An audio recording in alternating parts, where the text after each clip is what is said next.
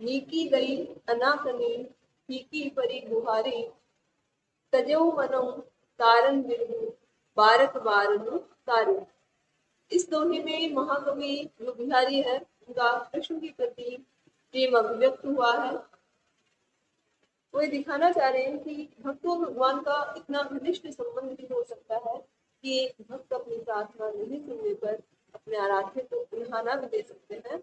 और यही उपालंब भाव अभिव्यक्त करते हुए कवि भिखारी कह रहे हैं कि हे प्रभु, नीक यानी अच्छी प्रकार से, बुरी प्रकार से नहीं यानी देने करने को, अनाकर्णी, अनाकर्णी का अर्थ होता है आनाकानी करना, किसी बात को सुनकर भी अनसुना कर देना। ठीक यानी प्रभाव रहित, गुहारी यानी प्रार्थना। ठीक है प्रभु, मैं बार बार आपसे अपने उद्धार की प्रार्थना कर रहा हूँ, लेकिन आप मेरी बातों पर ध्यान नहीं दे रहे। इस कारण मुझे इसे लग रहा है कि आप धनी भागी धनी प्रकार से अनसुनी कर रहे हो। फीकी परी गुहारी, और मेरी जो प्रार्थनाएं हैं, मेरे उद्धार की जो प्रार्थनाएं हैं, वो आपके समक्ष प्रभावहीन हो गई है। और ऐसा लगने लगा है कि तजो मनो, तजो यानी त्याग दिया है, मनो यानी मानो, तारण, तारण हार का जो विरुद्ध आपने धारण कर रखा था, आपको तारण हार की उपाधि मिली हुई है। बारक यानी एक ही बाढ़ में, बारमु, बारमु का अर्थ होता है हाथी, तार यानी उद्धार करके। मुझे ऐसे लगता है कि एक बार में हाथी का उद्धार करने के पश्चात आप समझ गए कि आपने अपने कारण हार का जो विरुद्ध था उसको त्याग दिया है। इस कारण से मुझ जैसे व्यक्ति का आप बार बार प्रार्थना करने पर भी उद्धार नहीं कर रहे हो। हाथी वाला प्रश्न हम भागवत पुराण में अन्य पुराणों को देखने से प्रश्न आता है कि एक बार जो एरावत नाम का हाथी है वो किसी नदी में पानी के लिए बहते गया, तो वहां पर उस नदी में किसी मगरमच्छ ने हाथी के पैर को करके पकड़ लिया। तो हाथी ने अपने आप को छुड़ाने हेतु कई यत्न किए, लेकिन जब सारे प्रयास निष्फल हो गए तो उन्होंने, उस हाथी ने नारायण को अर्थात श्री कृष्ण को पुकारा, तो भगवान स्मरण करने मात्र से ही नंगे पांव वहां दौड़कर आए और अपने सुदर्शन चक्र से उस मगरमच्छ का वध करके हाथी को उसके पंजे से मुक्त कराया। तो एक यह भी प्रमाणित करता है कि कविवर बिहारी ने अपने सत्य में केवल श्रृंगार परक लोगों को ही सृष्टि नहीं की, अपितु कहीं कहीं पर विषय परिवर्तन भी किया है। कवि ने इस दोहे में यथायुक्तान मुहावरों का सफल प्रयोग करके अपनी अभिव्यंजना को बड़ा सशक्त बनाया है। जैसे अनाकनी देना, गुहार का फीका पड़ना, ये मुहावरे हैं। तजो मनो तारन बिरु, इसमें उत्प्रेक्षा अलंकार है। बारक वर्णों में सभंग यमक अलंकार है और संपूर्ण दोहे में उपरोक्ति अलंकार है। अगला दोहा हम देखते हैं। चितई चकनु लल चोहई डटी घूंघट पट माहर छलसो जली छुआई गई छिनहु छबीली छाहर। इस दोहे में प्रसंग यह है कि जो नायिका है वो कहीं जा रही थी, उसने घूंघट डाल रखा है, और जब नायक ने नायिका को देखा तो नायक उसके प्रति आसक्त हो गया। नायिका ने भी नायक को देखकर अपने घूंघट के भीतर से जो अनुराग पूर्वक चेष्टाएं की, उन अनुराग पूर्वक चेष्टाओं का वर्णन जो नायक और नायक की सखी के सामने करके कर रहा है। ये नायिका की सखी, जब मैंने तुम्हारी उस नायिका को देखा, तो उस नायिका ने क्या किया कि घूंघट पट माह है, महा यानी भीतर से, पट यानी होता वस्त्र, कि उस नायिका ने घूंघट के भीतर से लल चोहे, ललचाए हुए, चक्षु यानी नेत्र से, चक्षु का तद्भव है, कि उस नायिका ने ललचाए हुए नेत्रों से, चितई यानी देखा, डटी यानी रुक करके, स्थिरता पूर्वक, अपलक होकर के, कि उस नायिका ने अपने घूंघट के भीतर से ही अपलक होकर अर्थात एक टक अपने ललचाए हुए नेत्र से मुझे देखा। और जो घूंघट था वो कितना था, पारदर्शी था, उसके आर पार दिखाई दे रहा था। इस कारण नायिका का सौंदर्य भी मुझे दिख गया।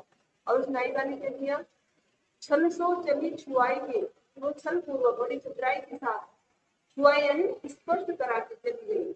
इसका स्पर्श कराया, छिलक यानी क्षण भर के लिए, छवि भी छा है, छवि का सुंदर, और वो अपनी छवि परछाई का, अपनी सुंदर परछाई का क्षण भर में स्पर्श मात्र करा करके वो वहां से चली गई। अर्थात लोक लज्जा के कारण वह नायक से प्रत्यक्ष रूप से तो नहीं मिल पाई, लेकिन अपने प्रेम को अभिव्यक्त करने हेतु उस नायिका ने अपनी जो छवि थी, अपनी जो परछाई थी, उसका स्पर्श उस नायक को करा दिया। लेकिन नायक अब अपने उस नायिका के पूर्ण स्पर्श से सुखी होना चाहता है, इसलिए उनके भावों को नायिका की जो सखी है उसके सामने अभिव्यक्त करता है। तो नायिका की यही अनुराग उत्पादक चेष्टा इस दोहे में अभिव्यक्त हुई है। अगर अलंकार की बात करें तो छिनुकु छबीली छा है, 6 जो वर्ण है उसकी एक ही क्रम में एक से अधिक बार आवृत्ति है, तो प्रत्यानुप्रास अलंकार यहाँ पर है। अगला दोहा देखते हैं। जोग युक्ति सीखई सबई मनो महामुनि मेन, चाहत पिय अद्वैत का कानन सेवक देव। इस दोहे में प्रसंग यह है कि जो नायिका है वो युवावस्था में प्रवेश कर चुकी है, और युवावस्था में एक युवती के शरीर में अनेक परिवर्तन आते हैं, और इसी कारण जो नायिका की जो नेत्र है उनका विस्तार हो गया है, नायिका का जो नेत्र सौंदर्य है वो काफी बढ़ गया है।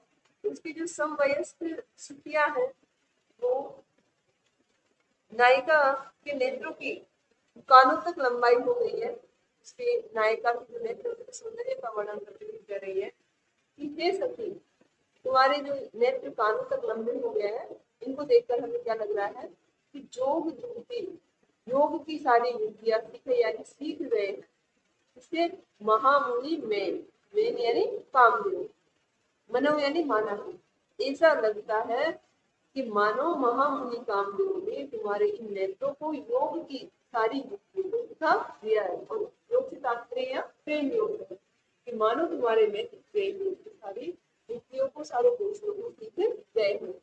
और इसके बाद ऐसा लग रहा है कि चाहत पिय अद्वैत का, अब वो क्या चाह रहे हैं, प्रिय यानी प्रियतम से अद्वैत का अभिन्नता अर्थात द्वैत भाव समाप्त हो जाता है, अर्थात मिलन। अब वो अपने प्रियतम से मिलना चाह रहे हैं।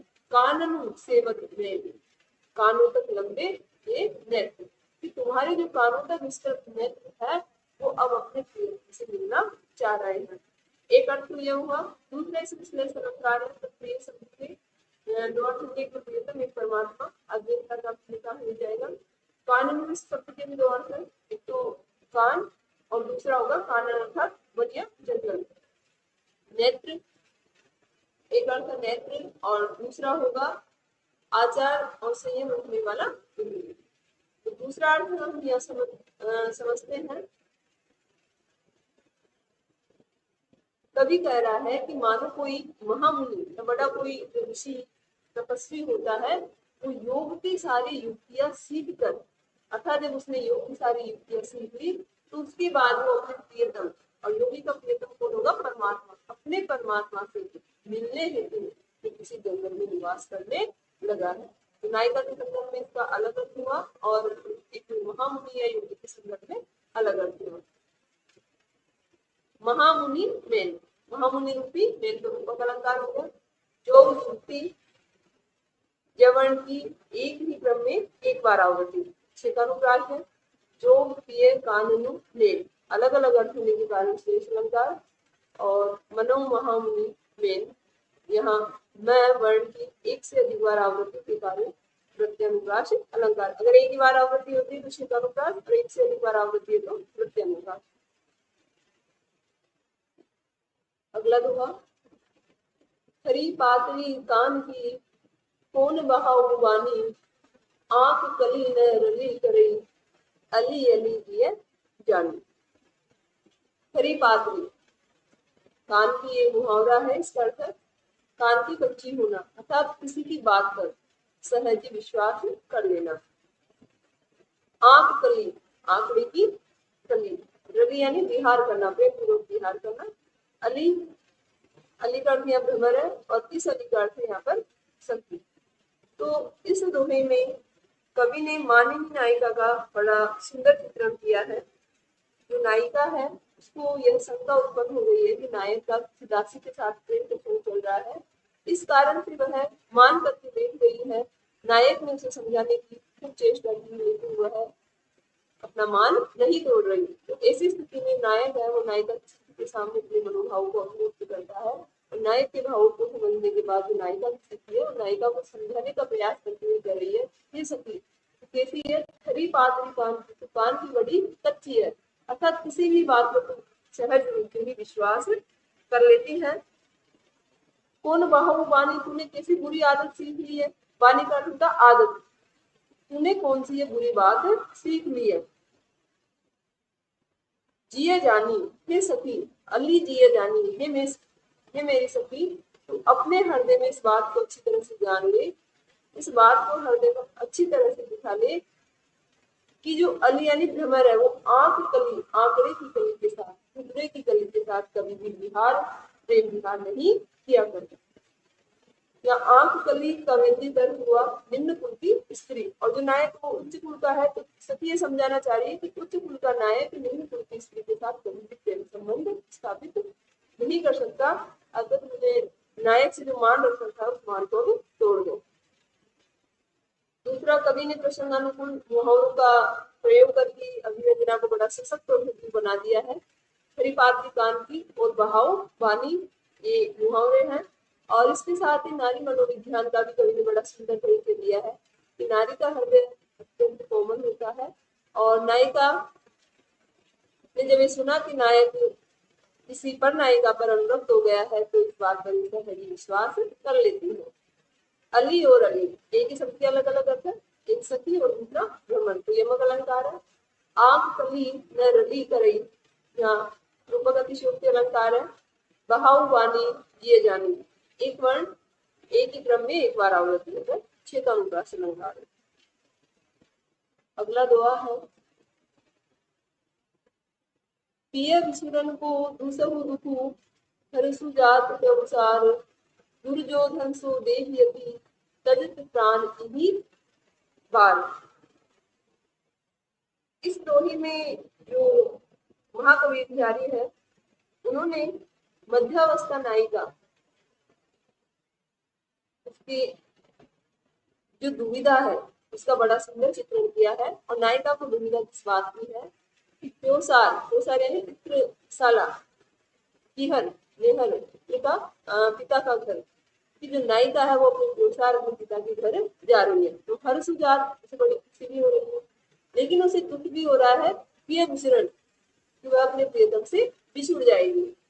तो प्रिय विसरण को दुसहु दुख, नायिका कह रही है कि मुझे अपने प्रियतम से बिछुड़ने का दुख कैसा हो रहा है, दुसहु असहनीय दुख, कि मैं अपने नेहर को जा रही हूँ लेकिन मुझे अपने प्रियतम से बिछुड़ना पड़ेगा, इस बात का मुझे बड़ा असहनीय दुख हो रहा है। लेकिन इसके साथ साथ ही हर्षुजात के अनुसार मैं बहुत दिनों बाद, बड़े लंबे समय के बाद अपने पिता के घर जा रही हूँ, तो अपने परिवार जनों से मिलने की मुझे बड़ी खुशी हो रही है।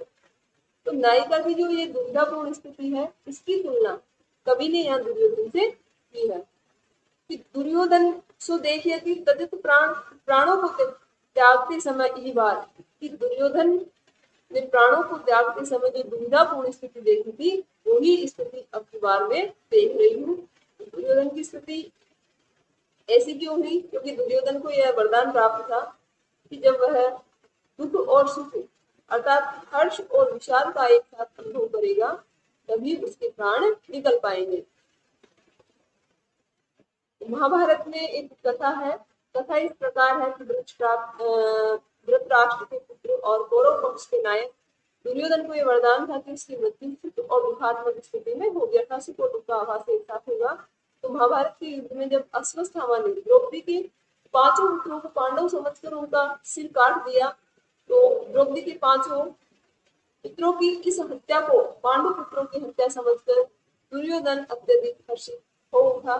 लेकिन जब उसे यह ज्ञात हुआ कि अश्वत्थामा ने पांडव पुत्रों को नहीं द्रौपदी के ही 5 पुत्रों के सिर काट डाले हैं, तो उसका यह हर्ष विषाद में बदल गया। इसी द्विविधापूर्ण स्थिति में दुर्योधन की मृत्यु हुई थी। तो यही द्विविधापूर्ण स्थिति आज नायिका के साथ हो रही है। अलंकार देखे तो दुसहु दुखु द्रवण की एक ही क्रम में एक बार आवृत्ति अतः छेदानुप्रास अलंकार है, और दुख की बात करेंगे पूर्ण अलंकार है।